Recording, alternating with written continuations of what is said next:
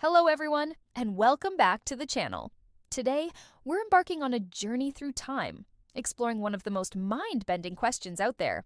Did ancient cultures somehow predict modern science? It sounds like something from a sci-fi movie, right?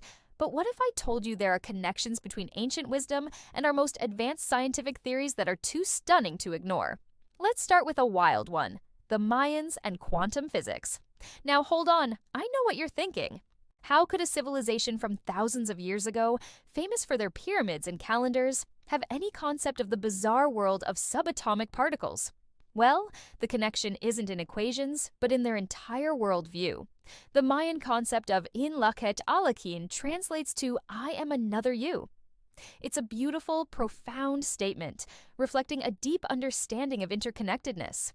They believed that everything in the universe, every person, every rock, every star, was part of a single, unified whole. Nothing was truly separate. Now, let's fast forward to the 20th century.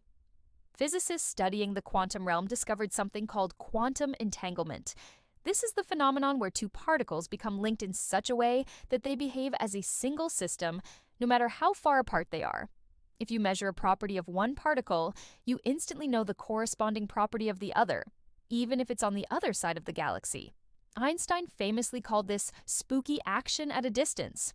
This idea of fundamental, non-local interconnectedness, that separation is an illusion, is the bedrock of quantum mechanics. And it sounds strikingly similar to in laket alakain, doesn't it?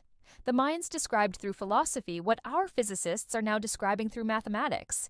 It's a fascinating parallel between a spiritual truth and a scientific one.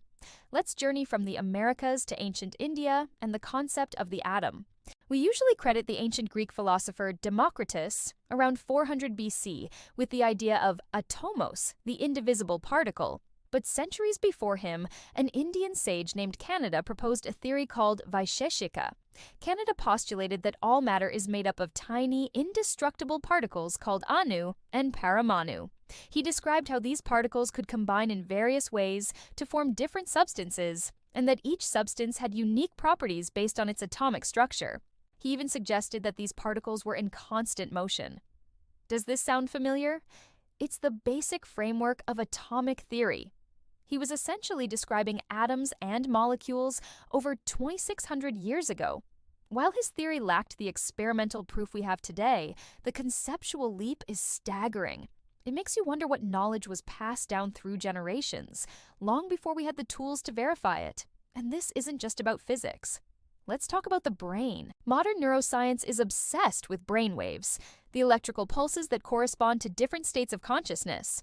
We have beta waves for active thinking, alpha for relaxed awareness, theta for deep meditation or light sleep, and delta for deep, dreamless sleep.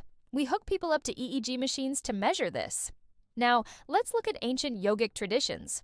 For thousands of years, yogis have described 4 states of consciousness, or avasthas. First, there's Jagrat, the waking state, full of sensory input and mental chatter. That's our beta state.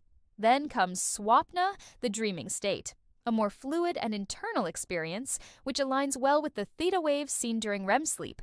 Next is Sushupti, the state of deep, dreamless sleep, a place of pure rest where the mind is quiet. This is a perfect match for the slow delta waves. But here's where it gets really interesting. They described a 4th state, Turaya. This isn't sleep, and it isn't wakefulness. It's described as a state of pure, blissful awareness, a witness consciousness that underlies the other 3.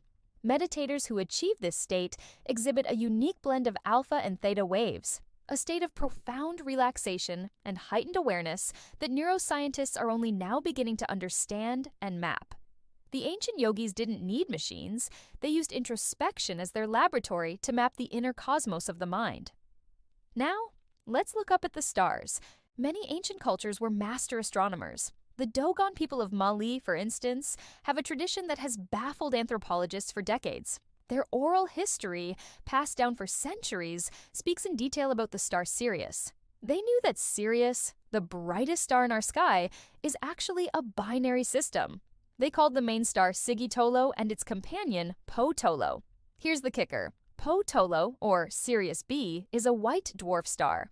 It's incredibly dense and completely invisible to the naked eye. It wasn't even photographed until 1970. The Dogon not only knew it existed, but their traditions also correctly stated that it has a 50-year elliptical orbit around Sirius A and is immensely heavy. How could they possibly know this? Their explanation points to ancestral beings who came from the sky. Skeptics suggest they might have learned it from European travelers in the early 20th century, but the traditions appear to be much older. Regardless of the explanation, it's an extraordinary piece of astronomical knowledge held by a pre-industrial culture. Let's also consider the ancient Egyptians and their medical knowledge. The Edwin Smith Papyrus, dating back to around 1600 BC, is one of the oldest surviving medical texts in history. It's not a book of magical spells, it's a practical, rational medical textbook. It describes 48 cases of traumatic injury, including fractures, dislocations, and wounds. For each case, it provides a diagnosis, a treatment, and a prognosis. It describes suturing wounds, setting broken bones with splints, and even details observations of the brain and cranial sutures. In one case, describing a head injury, the text mentions aphasia, the loss of the ability to speak. This is a level of clinical observation that would not be matched in Europe for over 1,000 years. It shows a sophisticated empirical approach to medicine that is the direct ancestor of the scientific method we use today. From the quantum interconnectedness of the Mayans to the atomic theory of ancient India, from the neurological maps of the yogis to the impossible astronomical knowledge of the Dogon, the past is filled with these incredible echoes of our own scientific discoveries. So, what does this all mean?